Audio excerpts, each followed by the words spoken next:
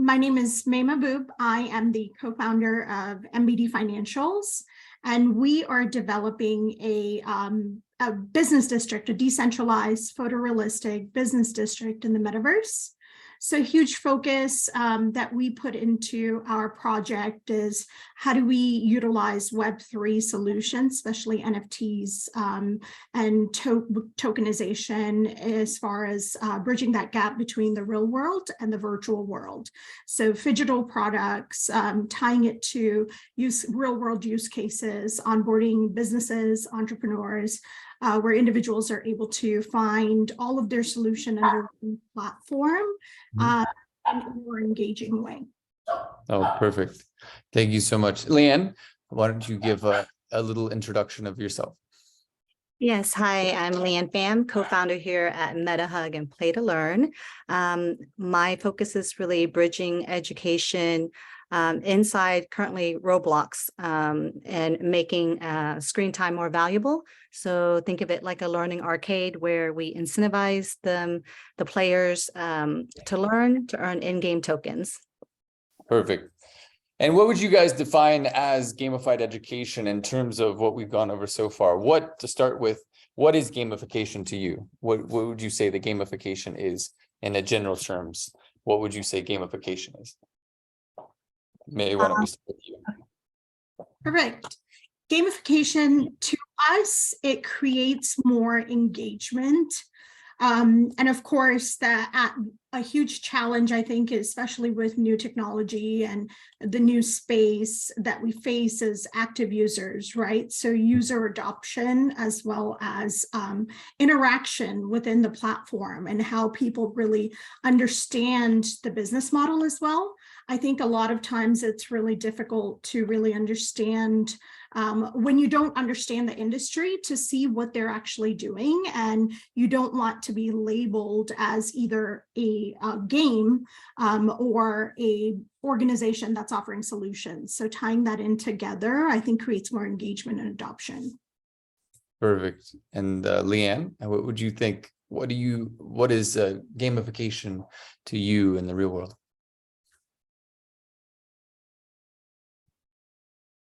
Just realized I was on mute. Similar, just digital, tying the physical and the non-physical world together, especially in our current games. How do we tie it back to incentivize the child from what they learn from in the game?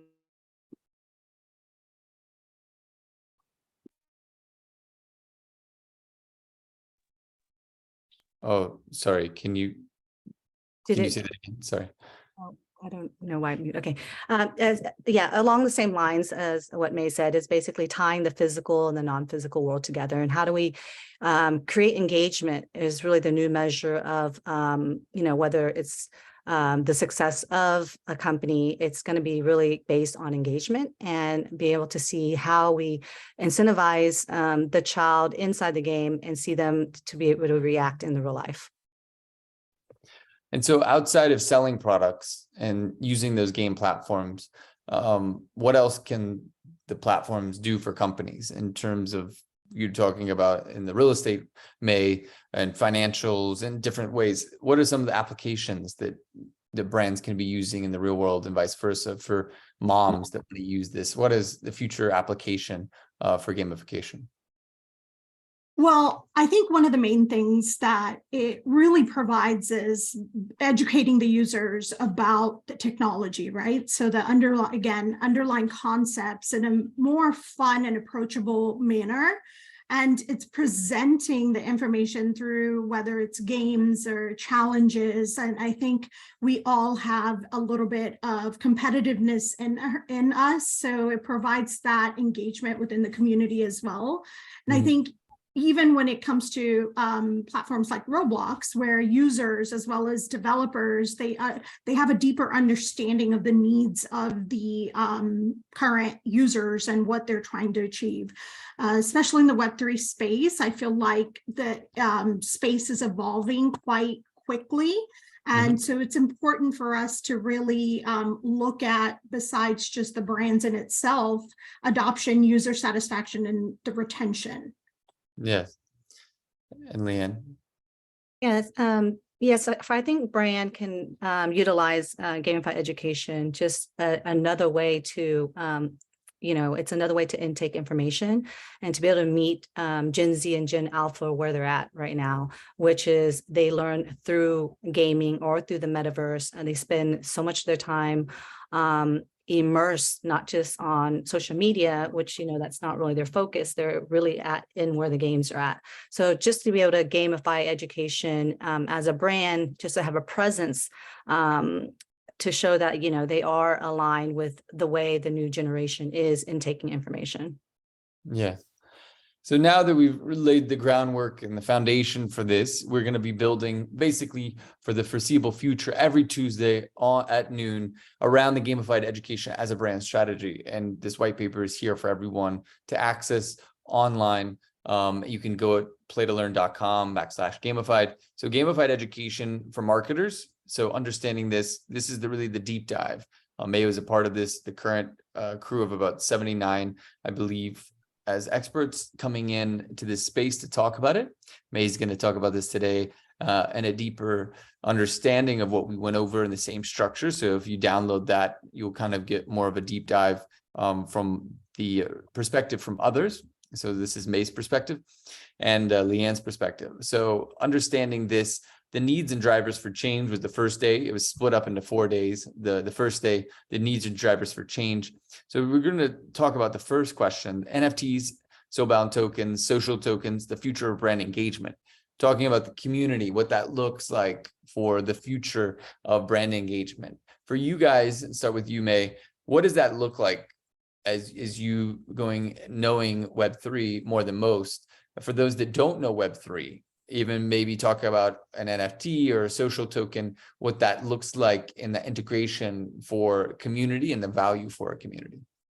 Of course. So NFTs are going to be part of our daily lives, whether you see it from 1.5 years to 2 years from now.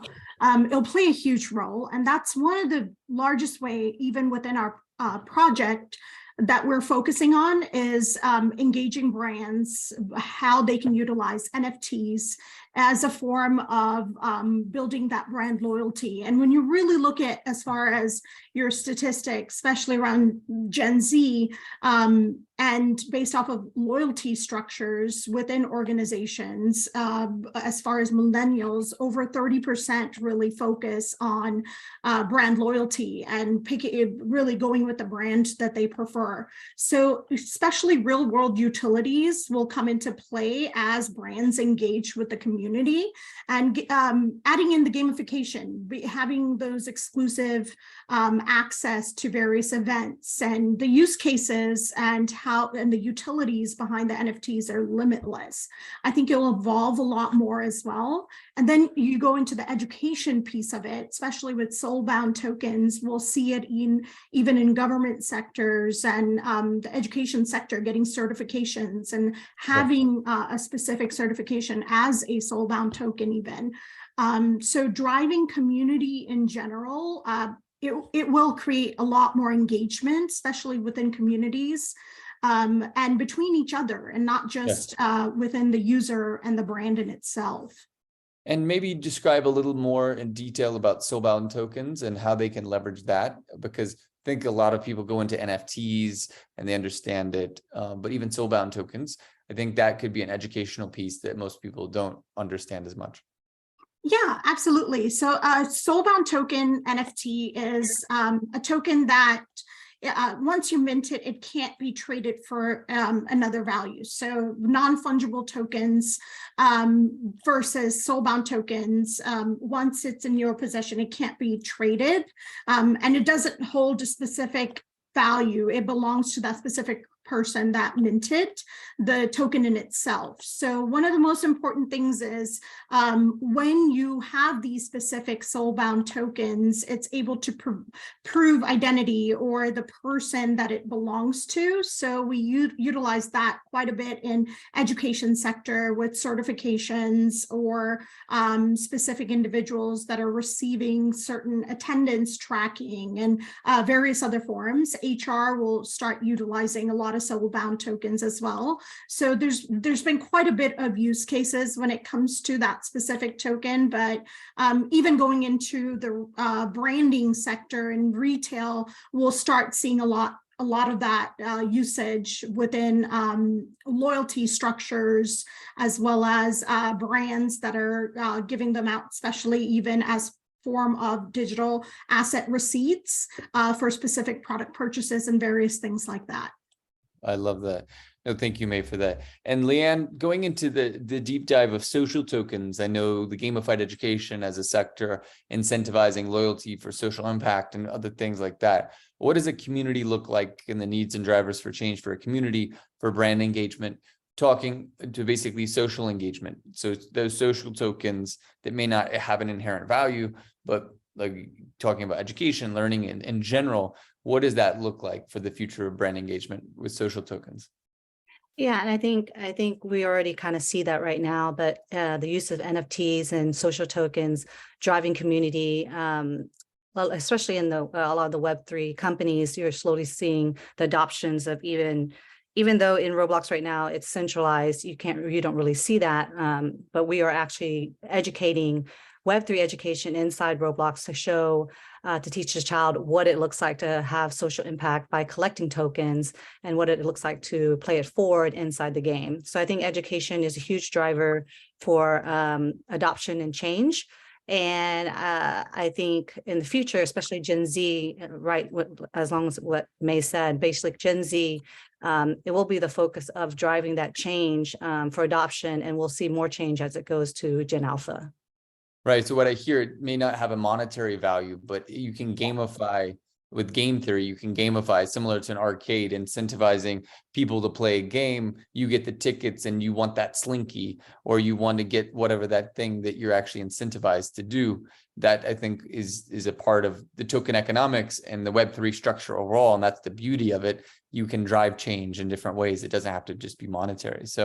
So again, chasing this basically based on the market conditions, you know, it's a tough road.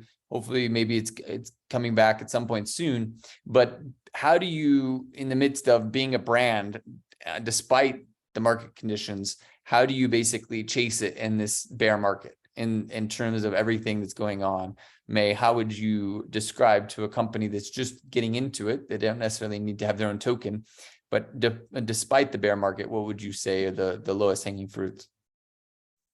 Yeah, so I'm one of the entrepreneurs where we launched our project in May when the market started kind of trending downwards. And one of the things that as a project that we really need to focus on is not just the current hype, but really strategizing and seeing where the future of this Web3 space will go towards.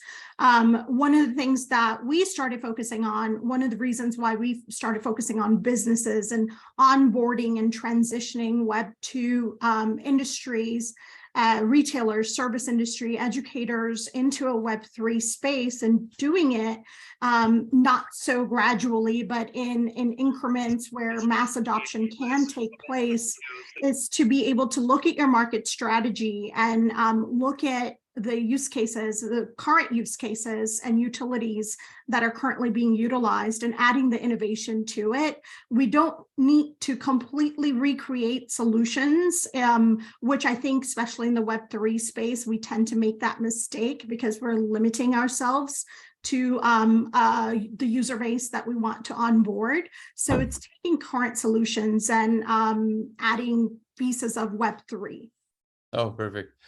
So going back to this, I think that it's a huge utility. I feel like really hitting the market for talking about utility, even in the downturn, because I feel like the kid in Nike that's buying a shoe, and then you're part of now this brand experience that's gamified, or Starbucks, and they're onboarding gamified. So whether Nike or Starbucks, which is using Polygon, they don't really necessarily know the price of Bitcoin, whether it's up or down, right? So being able to have that utility at scale within e-commerce, within the retail, whatever, I think that that's also unique, that if we can kind of get beyond just the price of a token, but to have the utility and the use of the technology itself to gamify something, I think that's where we're actually kind of reaching that next level. And that's what I'm excited about. Hopefully it's reaching that tipping point soon. Leanne, do you want to talk about that tipping point where basically in Roblox going for more of the masses rather than caring about the price of Bitcoin being up or down, just really going for the utility of that? Yeah, and I was going to say something along the same lines, is whether the market is down or up. I think the focus needs to be just how do we utilize Web3 tech to, because we know that's the future. Just focus on the tech itself, and NFTs really just use it as the basically utility, right? Like what is the value that we're bringing for engagement should be the focus, not so much the price of the token or whatever that is. I think it's two separate things. I think it's very easy to get it mixed up. And, I think NFT and blockchain and the technology can be used. It doesn't matter whether it's a downturn or not. All that can be utilized as a future brand strategy. As for the users, yes, we're focused on Roblox right now, just for the amount of users itself, with 58 million active daily users a day. So going there just to teach Web3 on Web 2 is kind of the idea. So having the child open a Monopoly MetaMask wallet, how to play with and mock up a lookalike of a OpenSea. So just really making a learning arcade is kind of the focus. And kind of playing into that as the third final question of this needs and drivers for change, redirecting kids' screen time into the metaverse, into powerful marketing opportunities. What does that look like of leaning into the pain? So many parents hate the word screen time. They kind of against it altogether. How do we embrace the future of metaverse where the gaming is more focused around the screen? It is this new world that we're going into, right? But it's inevitable. The kids are on their iPads regardless. So how do we lean into that pain? And as we lean in, what does that look like in the future of gaming and the metaverse, et cetera? Leanne. Yes.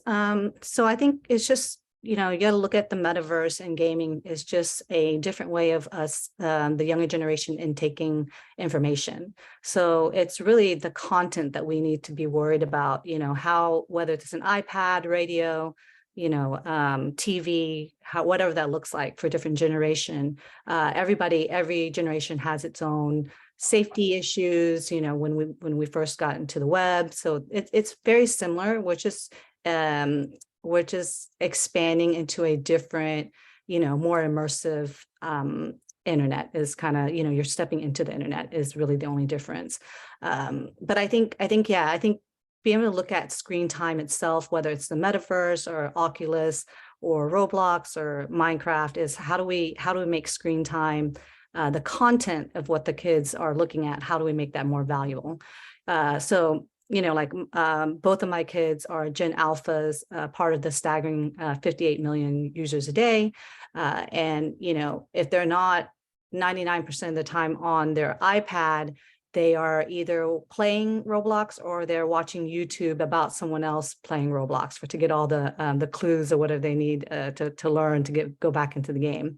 But yeah, how do we look at that and look at that's the framework. That's what they're used to. That's the framework of how they want to intake information. So you take that same framework and you just bridge better content is the idea. How do we make screen time more valuable? Perfect. And if there's any questions too later as we continue, just drop them in the chat as well. And May, as you go kind of talking to the world about the metaverse and educating the world about the metaverse and screen time being a portion of that, what do you guys, as you're educating around the various things like fintech, understanding the future of even digital real estate and how you educate around what that looks like in the metaverse, how do you basically combat that time of talking about screen time being good or bad for kids into this kind of what you're buying into, Yeah. I also have a 7-year-old who has been playing Roblox since he was 4. And one of the things that I really value is the interaction that he has with various types of games and how he actually learns. Similarly to what Leanne said, he then goes back and watches videos on how to pass a certain level and various things like that. I actually utilize Robux as a reward system. For birthdays, he would rather have Robux than toys itself.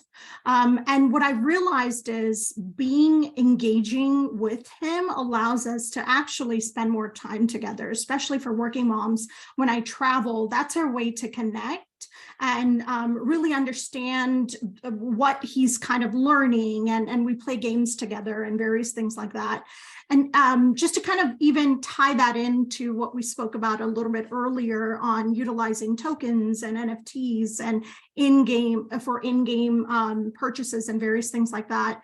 As we were creating our market strategy, I studied various platforms within the metaverse. Even though we're focused on photorealism, I think what Roblox really kind of set the market trend with the active users, right? 53 million versus if you look at Sandbox or Decentraland. And what they were successful is with the in-game tokens or applications to be able to interact or purchase digital assets.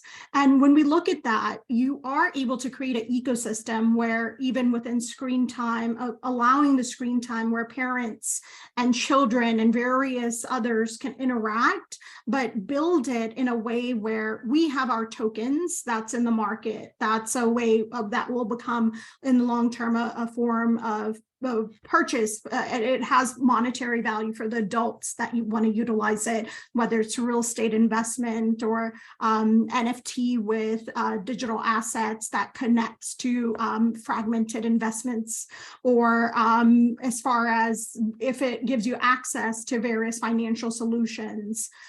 So they're also staking and various learnings in that sense. They're able to utilize the token, but we also created a platform application where it ties in the inclusiveness.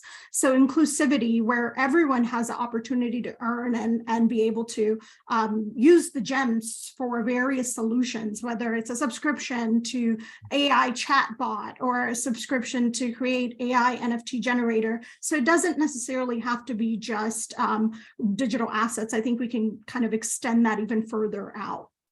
Okay, perfect. Sri, can you speak? You're joining now? Yeah. Sorry. Okay. I think Okay. there was I'm in Pacific. Okay, not in Pacific. Central, Okay. so There was a time zone, but yeah, so we were just talking about screen time, making screen time valuable for kids and marketing purposes of the future of the metaverse and gaming, really in general, Web3 pushing towards the limits of more screen time, more engagement with even more technology. How do you then lean into that with with kids, basically screen time with the parents, that battle between the screen time? What do you think for brands? How do you lean into that and that marketing opportunity to go physical, non-physical, and in that phygital, as May was discussing earlier? sure. So I'd like to start. I have my own kids, 5 Yeah. and 7. Yeah. And today, I mean, there is no way to get kids away from screen time, and most of their learning is on the screen, right?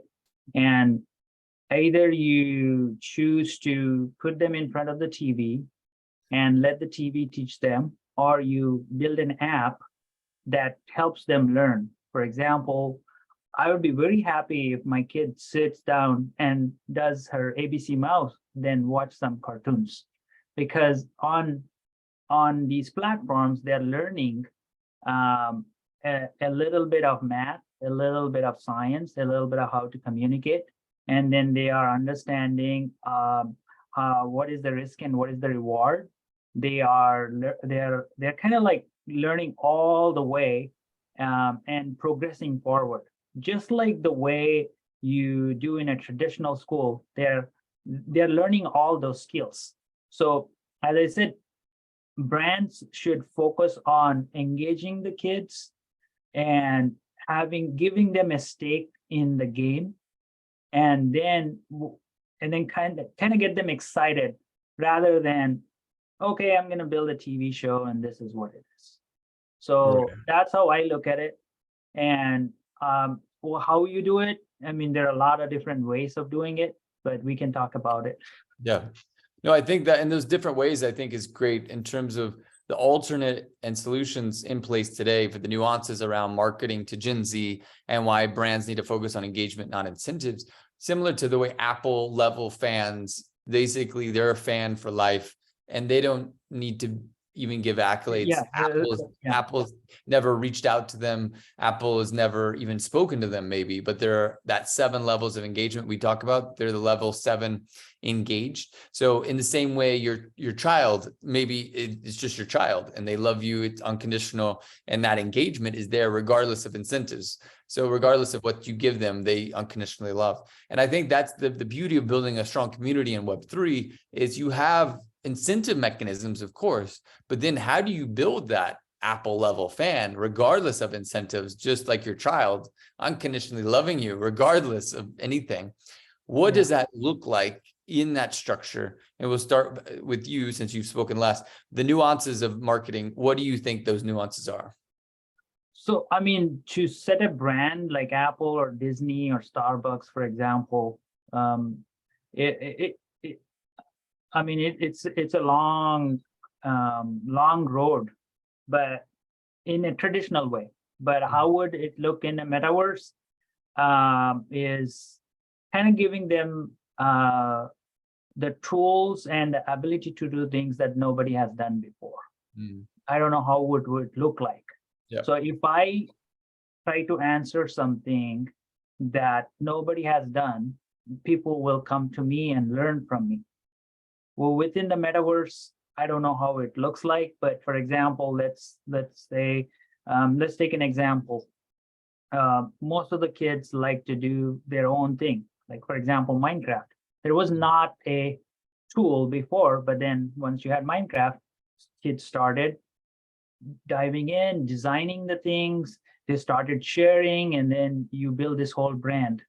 And that's, I mean, you need to kind of come up with that loop and then see what is it out there that the kids are doing today and what do they want to do, and then kind of answer it and then kind of send that as an auxiliary to the kids. Say, hey, I know you're playing this game. I know you don't get everything that you need, but there's something out there that you can. And then you build a community around it. And then you kind of, once you build a community, you build a brand, and then you have the best people behind the scenes pumping some of whatever the kids are building, and then get them excited, and then you kind of go from there. And Leanne, to that point, kind of Roblox being an augmentation of Minecraft as it kind of evolves now to the closest thing we've seen to the metaverse. And then May, you can follow up with the applications that you're seeing that are even beyond Roblox, but Roblox being kind of the scaled version so far. And then we have others like Sandbox and Decentraland that have yet to really scale. They still have a small amount of users, but haven't really hit the masses yet. But Leanne, talking what we're seeing with the masses as an augmented version of Minecraft on Roblox, what are you seeing in those nuances based on what you're learning?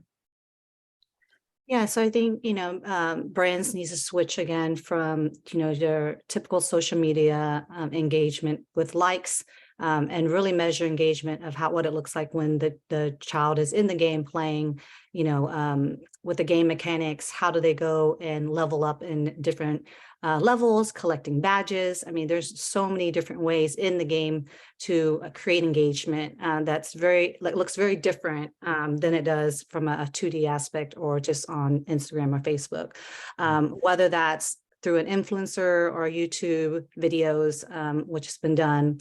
And I know Roblox just released recently their survey with Gen Z, and it's a staggering number of 94% of Gen Z on Roblox has created some kind of personalized avatar of themselves. And, they care more about what they wear and how they look and how they feel in the game more than they do so in real life. Along the same line, what May had said about Robux, same thing. These Gen Alpha cares more about the in-game token than they do, the dollar. And so again, there's a way to incentivize, and I do the same thing, incentivize chores around the house with Robux, with our in-game accounts, where we transfer Robux to our group members. So there's a lot of different ways and a lot of different nuance in terms of how brands can engage in this new metaverse and new games.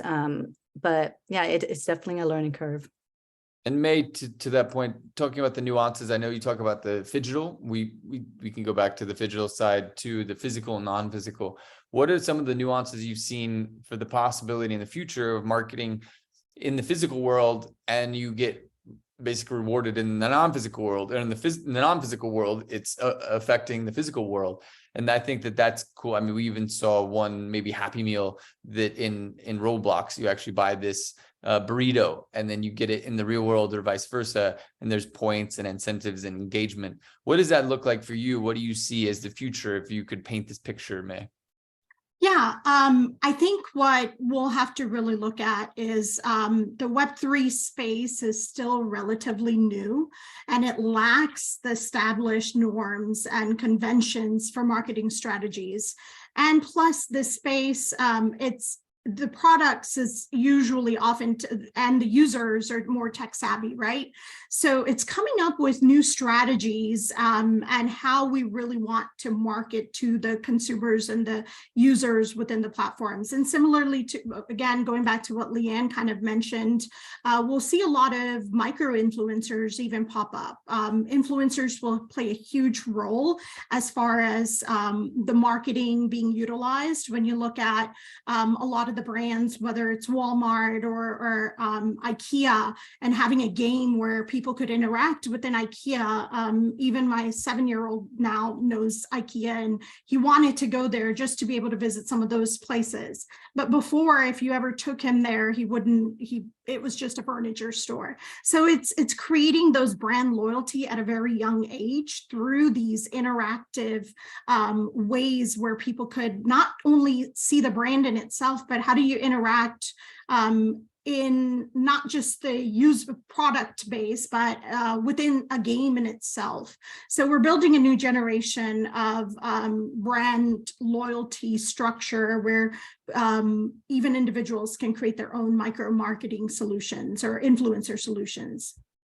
Oh, that's amazing. I love the creator economy, just fascinates me. I love that. And what do you think the benefits of blending gamification with other marketing strategies, being that micro economy, micro learning, micro influencer across? I see Asia kind of exploring more of this, even the past decade, just a lot more avenues just at scale. I mean, it's insane what Asia is doing right now with gamification and other live streaming. Like Walmart and the West has tried to do that, like live, almost like you have this live buying of you have the KOLs basically in WeChat, they basically drive and propel buying power, and then they have the almost these live auctions in a sense in Asia that it's completely different than anything I've ever seen here. And Walmart and others have tried, but it's just nothing like the same. What does that look like as you guys seen in other countries? Of course, you traveled.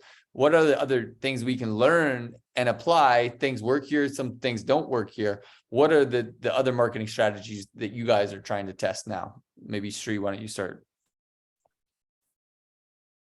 Oh, for my side, I mean, I'm looking from a more of a professional side of things. We're like, Right. How do I get what I'm doing, gamification into more of the healthcare space, so that, for example, all our customers are physicians. How can they consume whatever they need to consume? So, well, ours is all, as you know, performance / incentive. So we put a carrot on the end of the stick, and then they will basically do whatever they are supposed to do. So for example, if they have to create a course, they have a performance bonus at the end of the month, end of the year. And if they do these many courses or these many of anything that's assigned to them, they get it. And then we built a product around it. We call it, I don't know if I would put everything into gamification, but it's kind of like gamification, but not at a level that it's outside, where we built a tool that collects their performances on how they're doing from in every aspect, and then ties a bonus to it.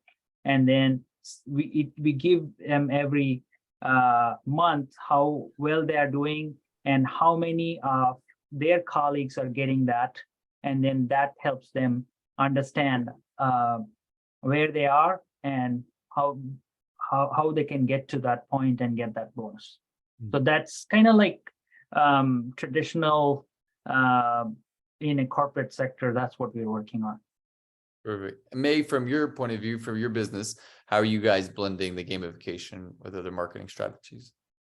Yeah, so some of the things that we focus on as we work with Web2 brands and onboarding them within some of the solutions that we're offering is how do we tie in from a retail, for example, from a retailer's perspective, how do we tie in the purchase of actual goods and services to the interaction within a platform?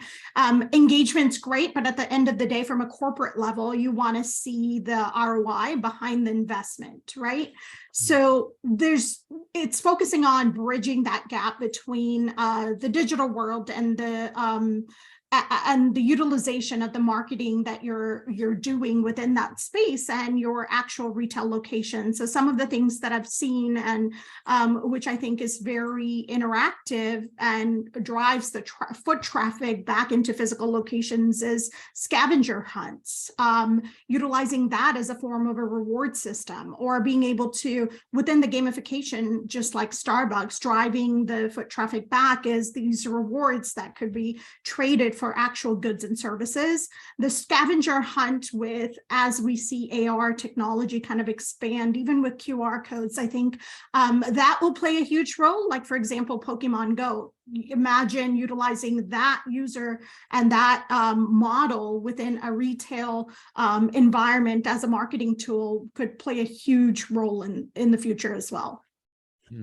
Leanne, do you see other gamification, blending those with other strategies? Any new innovative ways that you've seen? I'll say, you know, we don't really do that right now. And the focus with Roblox, but in the past, we've done events where there's a lot of AR, like May is saying, so doing similar competitions, photo hunting, similar to scavenger hunt, and then rewarding at the end with NFTs to drive traffic back into sales. So I do see that kind of being more implemented, whether that's to be seen in a restaurant or just experiences. So hopefully we'll see more of that to be able to use AR to implement. And going on to that, the power of gamification, envisioning the future state, what does that look like? So, I mean, you've been in the hospitality industry.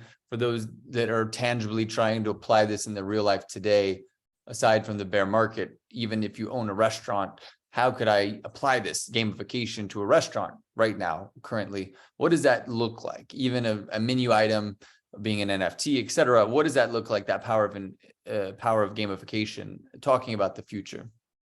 Yeah, so same thing. There's so many different things that you can do with different technology out there. There's just so much in terms of AR right now that you can, very minimal cost that you can create, a chef dinner where you have to go hunt for the items before you cook it. I mean, there's just all these different things that people can do now, whether you want to fractionalize a cookbook and give away NFT recipes, then, tie that back so that the chef as part of the creator's economy and being incentivized for every time he sells his recipe.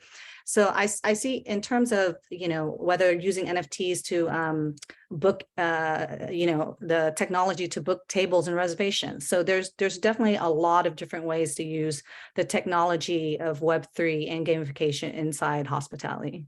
And May, talk about the future state. What is that power of gamification that you guys are seeing? We're seeing a lot of various, even tiny back into financial solutions. So where we see it as if you're staking even your reward tokens for a certain amount of time, you're receiving a lot more. So the reward aspect plays a huge role, but at the same time, it creates a lot of various ways of monetizing your talent or what you're good at. Even within the restaurant industry, one of the coolest use cases that I saw was a restaurant here in Austin where each item on the menu, it was in a form of NFT, but it belonged to various chefs. So even though the chefs weren't there, you were able to have access to the recipe, have access to the chef's content, and the chef was incentivized every time an order was placed via royalty. So I think we'll see more and more use cases, and especially in this space, kind of expanding. Oh, that's great. And Sri? Just the power of gamification, envisioning the future state. What does that look like for you? Even as a father, as I think you need to unmute. I can ask you to unmute. Yeah. Can you? We can come back to you if it's a problem. We have wrapping up. Okay, Yeah, I perfect. unmuted myself. We'll try to keep the answers short now. We have probably, I think we have to all go soon in the next 5 to 10 minutes. We'll try to wrap it Sure. up soon. And then just the power of gamification, just the future state. So the future state, when Leanne was talking about, Chipotle did it very well. They gamified the whole burrito stuff. I don't know if you have seen, I have a big Chipotle fan. Every time I go in there, or every time there is a national holiday, they try to include everything. And then the more times you visit, the more fun stuff they send you. They make it in such a way that you're engaging with the community, you're learning, you're learning the culture. So what I mean, I love it, and it's engaging with the user, as well as I am going and visiting the retail location more. So what I am envisioning for the retail is everybody has to get into this, or else they're going to lose the game. If you want more visitors to come into retail, you have to come in. So I don't know. There was this app. It was back in the day. I'm talking about 10 years ago. There was an app where they said you have to go scan in the retail location, and then they were sending the scan data back to the retailers and then engaging. And then where you scan, you get more points, and then to a certain level, you get to a certain level and they give you gifts, $5 Best Buy gift card or something like that. So there are a lot of third parties that are engaging in this space, but that's where I envision is just sending the email is not going to work these days. Yeah. Oh, 100%. So going on to that originality side, again, what we're talking about, that originality, even actually you can buy the Chipotle burrito in one of our new marketplaces that we're launching. So having that, what does that look like in originality for bringing that Web3, kind of the new version of a Happy Meal, right? What does that new Happy Meal look like for the future generation, right? What does that originality look like? Just do a 60-second overview of that. Leanne, why don't you talk about that? Yeah, so I think originality can come in different forms, but for us in the game, really understanding what works for Gen Alpha and Gen Z, I think is crucial for marketers and brands to know. There's a lot of times where I play Roblox with my kids daily, and we're always creating in creative mode, building stuff. And a lot of times I think it's really cool, but they're just like, no, mom, that's not. No one's going to like that. And I'm always like, Data. Yeah. That data is key. I think that goes back to why we're creating the dashboard for the data. So everything in the future is going to be data and the value of that insight. So understanding the levels of engagement and what that originality. So it's not based on our biases. It's the real intake and real time data from the kids and seeing their senses and their 5 senses and what lights up and what doesn't. May, let's talk about that. What is that originality? What is the key for a brand in Web3 for the future state? I think we're still early.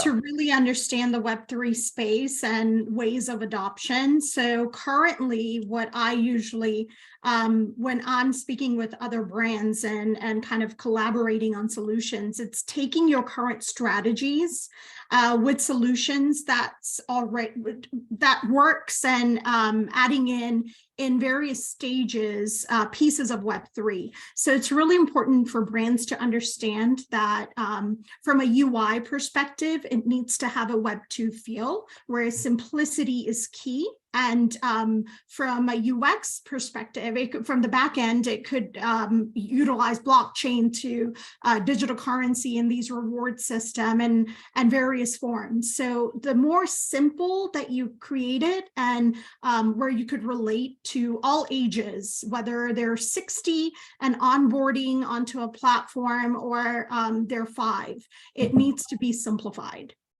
Perfect. Vian had some great discussions basically in the chat, just talking about gamification. You guys can check it out there. I think she had to leave. But as we wrap it up, I say, what steps should companies take to launch gamified learning and marketing in their niche? Really just summarizing this, and then take 2 minutes as we measure the success that we're talking about. Measuring that, it's still early on. But I think that's going to be necessary. The data is going to be king, and the insight to that data is just live intake. It's like 3D printed medicine. That's going to be much more valuable than you reacting after the fact, and then you already have stage 4 cancer. I think that that's what the beauty of real-time data is going to be, that real-time learning process in real time, or in 30 minutes, this is going to happen. I think it's so valuable. What does that look like in terms of gamification and being able to have predictability towards understanding insights and that learning process? What does that look like for brands, and how they integrate that into their marketing and community and the benefits to the community? May, why don't we start with you? Yeah, I think what brands will really have to look at is partnering and bringing on strategists that understand the Web3 as well as the Web2 space, and really creating that specific roadmap to launch. As we see with technology, we're able to minimize operational costs now with AI integration. So data analytics, various AI virtual. One of the things we integrated even within our platform is the AI NFT generator and AI chatbot, virtual chatbots. So having those specific, whether it's customer service, I think the costs become minimal now with technology. So brands can really utilize a lot of the analysis to even for entrepreneurs to kind of get into this space much easier. So the barriers are a lot less. So, but a huge focus needs to be on partnering or having individuals within their organization who understand both. Perfect. Sri, now in 60 seconds, how would you wrap up seeing that gamified learning and marketing in the niche? How would you see the need for bravery to gamify your brand? As you expand into a new terrain, what did the brands need to really understand and measure that success for gamification? So I agree with May and Leon. You need to give, brands need to make sure that whatever they're doing, they do it the way they are, and then use the Web3 backend to understand everything. Well, the couple of the things that I would focus on is first understand what is it that this gamification is helping. You need to kind of come up with a way to measure it.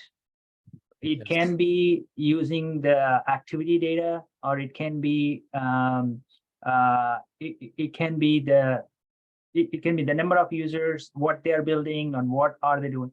And once you combine that data together and then give it back to once the brands can see that, then they will see the value in the whole project. But from my focus is mostly on the corporate side. Ours is very, very limited on this space. All we do is we make sure that people get more exercise. We do a lot of healthy workforce side of stuff with gamification today. Perfect. Leanne, how would you summarize everything? Yeah, so yeah, my focus is really on the Gen Z and Gen Alpha. So not too much incorporating, I love Web3, but unfortunately, Roblox is centralized. So we're doing our best to teach Web3 in Web2 space for sure. But I agree with May, what she's saying and making everything simple. I think it's important for adoption if, we don't need to use the fancy, scary words and stuff like that, people kind of get turned away. You can just use it on the back end, and on the front end, just use a Web2 interface. And I think that's the best way for brands to kind of merge into taking on Web3. And then gamify education and all that is really just a new way of learning and intake information. Perfect. So I hear Web 2.5. See, I hear that a lot. But thank you guys so much for this webinar. Thank you as we start every Tuesday at noon here. This is the first of many. We're going to go over and basically review what we went through with current gamified education as a brand strategy. Guys, thank you so much, Shri, May, Leanne. Thank you guys. Thank you, audience. And we look forward to hearing from you soon. Thank you. Thank you. Thank you. Bye. Bye.